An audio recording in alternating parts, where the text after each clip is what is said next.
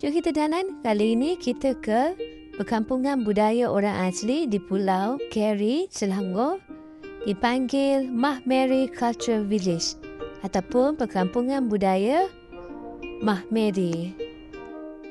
Kraftangan Mahmeri ini berasaskan anyaman dan juga ukiran-ukiran kayu. Ini fee masuk untuk dewasa kanak-kanak dan waktu dibuka.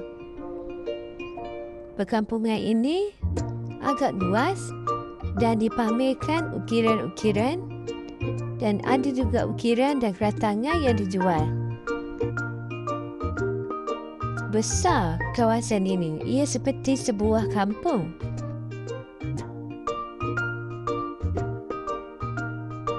Ini ialah sebahagian kraftangan yang dijual.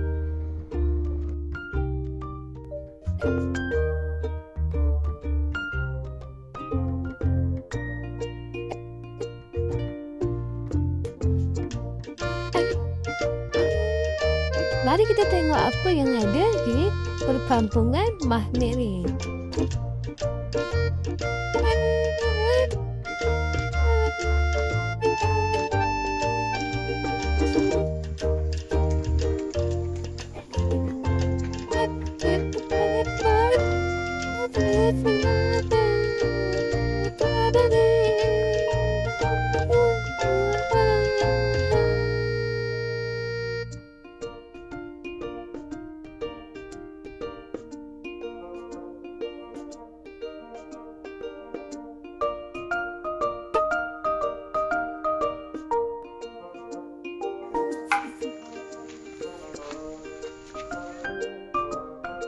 Boleh bermain lastik juga. Lastik ni boleh guna untuk lastik botol hujung sana tu. Di sebelah galeri ada dewan seperti dewan untuk tempat makan. Ini galeri dia juga. Ini galeri yang pertama. Menceritakan mengenai sejarah Mahmeri.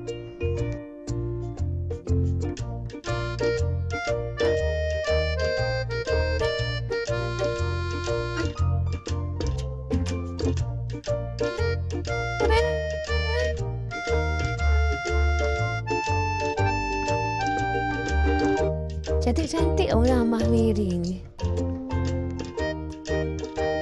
Ada dua tempat duduk untuk melihat persembahan. Kat bawah ni ada kafe untuk di air.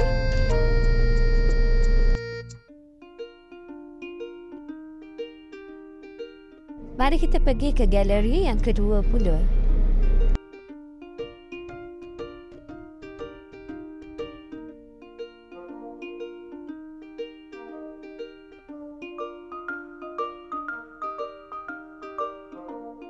Kita pergi ke tingkat bawah pula untuk melihat hasil kraftangan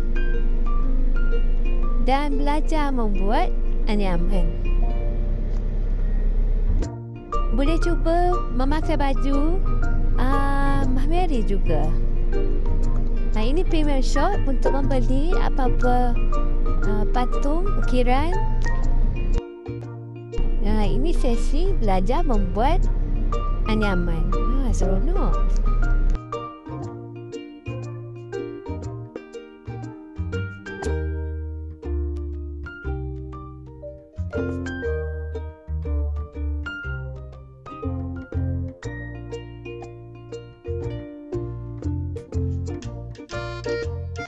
Jom kita tengok dari yang ini dulu.